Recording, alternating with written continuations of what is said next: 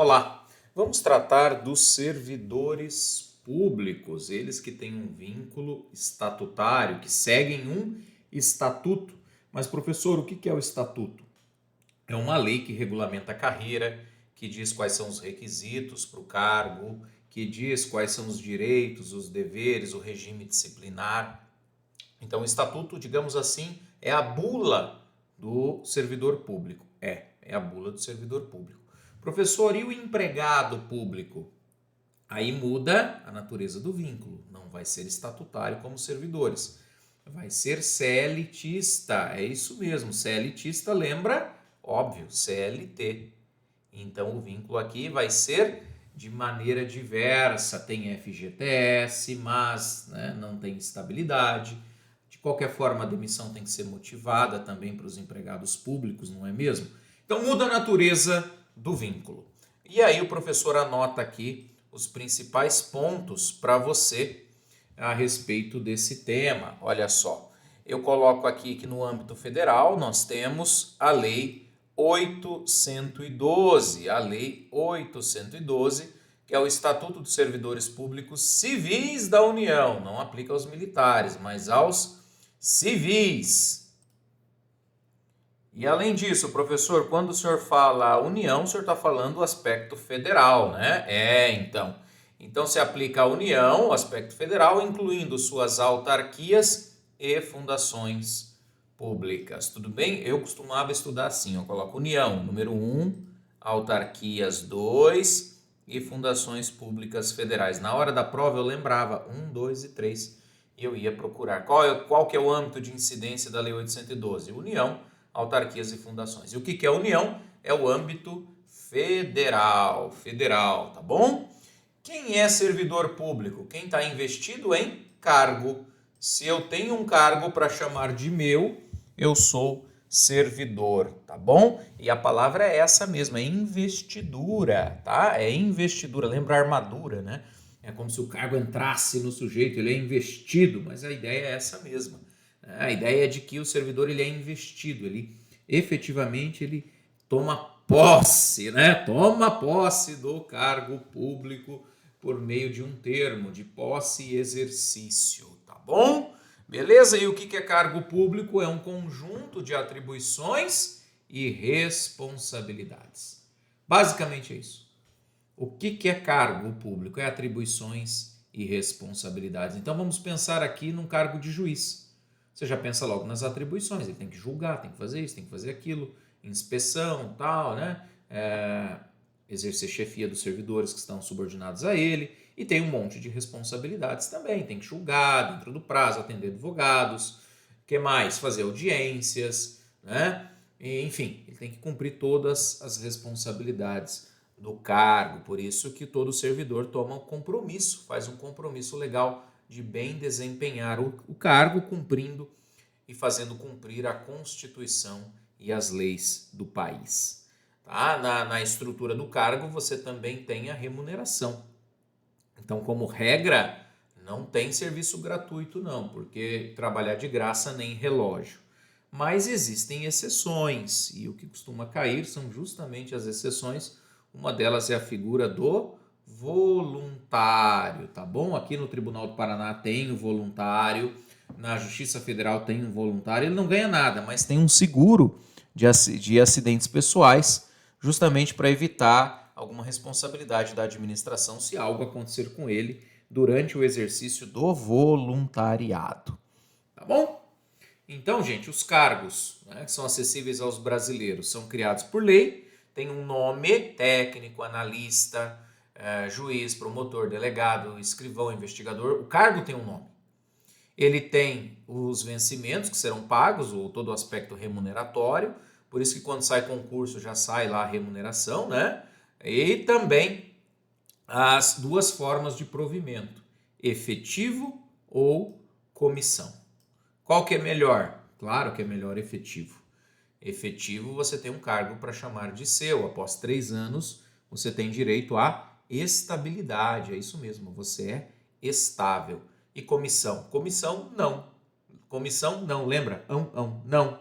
Comissão, não. Não o quê? Não é estável. Pode ser mandado embora a qualquer momento, são demissíveis ad nutum. Beleza? Então, o cargo público efetivo é esse que te interessa, com certeza, ele se dá mediante concurso, que pode ser de provas ou provas e títulos. Observe uma coisa aqui, a palavra provas aparece na primeira hipótese e aparece na segunda hipótese. Tá? Então, provas sempre haverá. Provas sempre haverá, pode ser de provas ou provas e títulos. Por que eu estou dizendo isso? Porque é uma pegadinha que hoje já não é mais tão cobrada, mas já foi muito cobrada. É possível ter concurso só de títulos? Só de títulos, sem prova. Tem concurso sem prova, professor? Não, fiolo, não, fiola, não tem concurso só de provas, só de títulos, perdão. Eu confundindo aqui. Tem que ter prova, não tem concurso só de títulos, tem que ter provas. Provas ou provas e títulos, perdoe a confusão, mas tem que ter prova. Estava com tanta palavra prova na cabeça que, lembrando da pegadinha, só títulos não dá. Tudo bem? Então, você quer investir-se em cargo público, o que é que precisa? Nacionalidade brasileira, gozo dos direitos políticos, óbvio, né? Por isso que tem que estar em dia com as obrigações eleitorais. Teu título tá ok? Votou nas últimas eleições, teu título não tá cancelado não, né? Se ficar 3 eleições sem votar e segundo turno conta, cancela o título, tá, gente? Cuidado, aí tem que ir lá e regularizar, pagar a multinha e tal. Quitação com as obrigações militares e eleitorais, portanto, né? Ter o nível de escolaridade. E aqui sobre o nível de escolaridade, recentemente os tribunais superiores deram uma decisão que, a meu ver, é muito óbvia. O concurso era para nível médio. Vamos lá, vai. Era para uma área ali de técnico. E a pessoa tinha um nível superior naquela área. Vocês acreditam que ele teve que entrar na justiça para tomar posse? Sério, professor? Sério, acredite. E óbvio que a jurisprudência disse, olha, se está pedindo menos e ele provou ter mais do que o exigido, ele tem direito a tomar posse. O concurso era nível médio, ele tinha nível superior naquela área. Vamos pensar aqui, técnico de enfermagem. Aí, na hora de apresentar a documentação, cadê o diploma de técnico? Não, eu tenho o diploma de enfermagem superior. Não. Aqui está escrito técnico. Aí, caramba, mas eu sou enfermeiro. Eu tenho mais. Não. Aqui está falando que é técnico, não interessa, você está fora. Eita nós, né? Eita nós. Aí vai para a justiça fala o óbvio. Se ele tem mais do que precisa, ele tem direito a entrar no cargo, tomar posse, ser investido do cargo, porque se a exigência de técnico ele tem um nível superior, então ele tem direito ao exercício do cargo, porque ele tem mais até, né? Tem um nível superior dentro daquela área. Creia, aconteceu. Idade mínima de 18 e aptidão física e mental. Gente, esses são os requisitos no âmbito federal. No âmbito federal, estou falando da Lei 8.112. Tudo bem? Por que eu estou fazendo essa ressalva? Se o seu concurso for estadual ou municipal, então, olho vivo, você vai ter que estudar a legislação específica. Vai ter que estudar a legislação específica para o seu estado ou para o seu município. Os requisitos são muito semelhantes, mas não são iguais necessariamente, tá bom? Professor, além disso, por que tem TAF? Né? Porque as atribuições do cargo podem justificar a exigência de outros requisitos em lei. E o exemplo aqui é o TAF. O TAF é muito comum, carreiras policiais, o professor já fez TAF. Eu era muito magrinho, né? A gente brinca, eu estou fazendo bullying comigo mesmo, tá? O professor era chassi de grilo. O professor era carpaccio de borboleta. O professor tomava banho com as pernas abertas para não cair no ralo. O professor era muito magrinho, tinha 65 quilos, quando a balança ajudava, senão era 63. Hoje o professor tem... Deixa pra lá, tá querendo saber demais. Deixa pra lá. O que quer saber os 98 quilos do professor? Opa, escapou. Professor, eu casei, engordei, né? Estou feliz, graças a Deus, os exames estão bons. Mas o professor fez TAF. E aí eu tive, né, que fazer toda uma dieta para ganhar massa magra e conseguir fazer as barras. Graças a Deus deu tudo certo. Outra exigência que tinha em concursos policiais muito comum e também para carreira de motorista, por exemplo, óbvio, é a CNH, é a Carteira Nacional de Habilitação. Tá bom? Então, outros requisitos, eu coloco aqui o TAF, eu coloco aqui a CNH. Professor, e os estrangeiros, hein? Ó, tem possibilidade na Lei 812 de contratação de cientistas, professores e técnicos por universidades e também instituições de pesquisa científica. Antigamente era o Cefet, agora é o ITF, né? Aqui no Paraná é o ITF-PR. Cada estado tem os seus institutos, inclusive federais. Eles podem contratar estrangeiros? Podem, e essa pegadinha, essa exceção cai na prova. Tá? Então, até você ser investido no seu cargo, tem umas etapas. E olha quanta coisa acontece, né? Por que às vezes o concurso demora? Tem muita coisa, muita água para correr embaixo da ponte.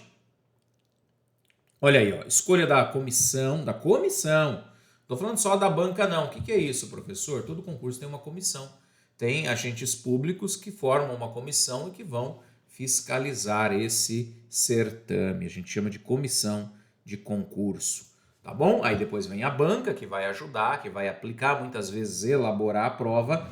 Aqui tem um ponto, tá? Muitas vezes a banca só aplica. Outras vezes ela é responsável por formular as questões e aplicá-las.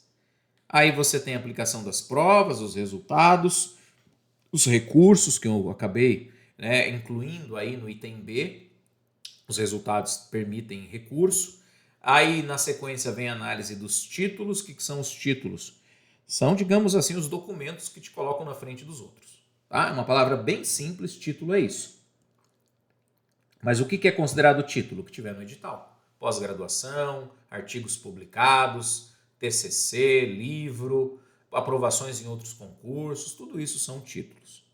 Aí vem a documentação, você vai ter que juntar a documentação, exames médicos, né, para fazer as provas. As provas físicas muitas vezes exigem até documento médico anterior, conforme o caso, tá? Às vezes também esses exames são fase do concurso. Eu me lembro, para delegado, o professor teve que fazer prova antes do resultado do concurso, prova física e prova de saúde. Fiz tanto exame, gente, que eu nem me lembro. Exame dos pés à cabeça. Aí é publicado o resultado final com a classificação, depois ele parte para uma homologação. Homologação é um ato de chancela, é um ato de confirmação do concurso, dizendo que está tudo certo. O grande momento vem com a publicação dos atos de nomeação no diário, porque aí garante o direito à posse. Uma vez que você viu seu nome no diário oficial, né? Aí você tem direito à posse. Dependendo do concurso, os exames médicos vêm depois da nomeação. Você apresenta os exames e toma posse e entra em exercício. Tá? Eu coloco aqui termo de posse e exercício, mas eles podem ser fracionados. Às vezes, o servidor mora no Rio Grande do Sul e tem que tomar posse em Manaus. Aí o que ele faz na prática? Enquanto ele está providenciando mudança, não é fácil, né, gente? Manaus, por exemplo, é só de avião ou barco que chega. Né? Se você quiser sair do Rio Grande do Sul e para Manaus, você vai poder chegar até Porto Velho, em Rondônia, de carro, vai ter que botar o carro na balsa. Se quiser ir de carro para levar o carro, e chegando lá, né? Aí você vai ter que buscar o carro lá no porto. Ou ir de avião. Mas daí de avião você vai ter que arrumar um carro lá. Ou andar de ônibus. Ou aplicativo. Óbvio. Mas o que eu quero dizer é o seguinte. Tomou posse. Tá longe. Posso tomar posse por procuração? A Lei 812 admite, desde que a procuração seja específica. E o que é uma procuração específica? É uma procuração feita somente para aquilo. Você confere poderes específicos para uma pessoa da sua confiança tomar posse em seu lugar, em seu nome. Então é isso, prof? Você nomeia um procurador. O que é um procurador? É alguém que vai lá tomar posse para você. E aí? Aí você pede o prazo para entrar em exercício, tá? Vamos lá, enquanto você está se mudando do Rio Grande do Sul até Manaus, você consegue um amigo lá, um servidor, alguém que te quebra um galho, vai lá, ele toma posse em seu nome por procuração específica, e aí você tem um prazo para entrar em exercício até que, por exemplo, arruma uma casa, né, um lugar para morar. Na Lei 8.112, esse prazo é de 15 dias. É de 15 dias o prazo para o empossado entrar em exercício, contados da posse. Tá bom? Então você ganha aí 15 dias para entrar em exercício, tomando posse por procuração, nesse caso, né, específica, tá bom? Específica. A posse poderá dar-se mediante procuração específica. É uma possibilidade, tá? Então, quais são os prazos? Ó, tem o ato da publicação no diário. A posse ocorre em 30 dias. Posso tomar posse antes? Claro que pode. Esses prazos são prazos de suspiro, de respiro. Tem 30 dias para tomar posse, pode tomar posse por procuração e depois tem 15 dias para entrar em exercício, tá bom? Esses prazos são prazos de respiro, como a gente fala, prazos para você ter um pouco de calma para providenciar a sua vida. Concurso é de provas ou provas e títulos, já falei, pode ser realizado em 2 etapas, tá? Às vezes acontece uma prova objetiva e uma subjetiva, tranquilo, sem problemas. E que mais? O concurso, a validade do concurso, até 2 anos e prorroga-se uma vez por igual período. Cuidado que aqui tem uma pegadinha. Há muitos materiais ruins, desatualizados, que falam que o prazo do concurso é 2 anos. Não, não é 2 anos, é até 2. Pode ser 1 ano, pode ser 6 meses. Ah, professor, mas a prática é 2 anos. Eu sei, mas aqui o que interessa é você aprender a matéria. O que interessa aqui é você saber das pegadinhas, né? Então é até 2 e prorroga uma vez por igual período. Então vamos considerar que o prazo tenha sido de 1 ano. 1 ano. Eu posso prorrogar por quanto tempo? Por igual período ao do edital. Se o edital fala 1 ano, vai ser 1 ano mais 1 ano.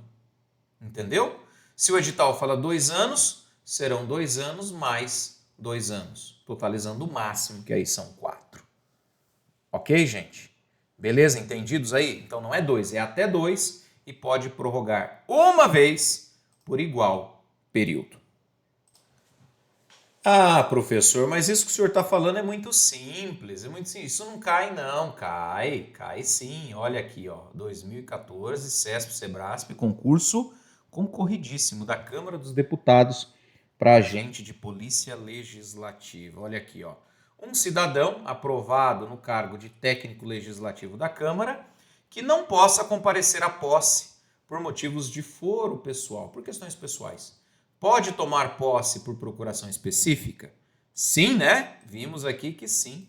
Então, esse é um caso em que o tema foi cobrado, tá bom? Voltamos aqui ao nosso slide. Tem um ponto importante. No ato de posse, o servidor precisa apresentar declaração de bens e valores. Declaração de bens e valores, tá? Na lei de improbidade está escrito que é a declaração do imposto de renda. Mas nem todo mundo declara imposto de renda. O professor, quando assumiu o primeiro cargo público, não declarava. Por quê? Porque não ganhava para isso. Era isento, fazia declaração de isento. Aí, nesses casos, tem lá um formuláriozinho para você preencher. O que eu declarei? 2 caixas de livros, um notebook, nem celular o professor tinha. 2 caixas de livros, um notebook, R$50 na poupança. Pronto, foi isso, minha declaração de bens. Mas ela é necessária. Ela é condição de posse e exercício. Tem que apresentar. É requisito indispensável para quê, professor? Eu coloco no PDF para fazer o chamado acompanhamento patrimonial do servidor. Então, assim, uma das grandes preocupações é que o servidor tenha um patrimônio compatível com a renda, tá? Então, ele tem que ter um patrimônio compatível com a renda. Para isso, ele precisa apresentar, antes de entrar, condição de posse e exercício, todo ano e quando deixar o cargo público, que daí eu consigo fazer a avaliação patrimonial, tá? E se não apresentar, se ficar ali falando, é sigilo fiscal, é isso, é aquilo, a pena é gravíssima, a pena é de demissão, sem prejuízo de outras sanções. Isso está lá no artigo 13, parágrafo 3º da Lei de Improbidade, e é um dos artigos mais cobrados, inclusive aí da lei de improbidade, junto com a lei 812. Então, eu até achava assim, nossa, que ignorância, demissão, demissão, tá na lei, tá bem? Então, por isso que o professor reforça esse ponto. Valeu, gente, um abraço.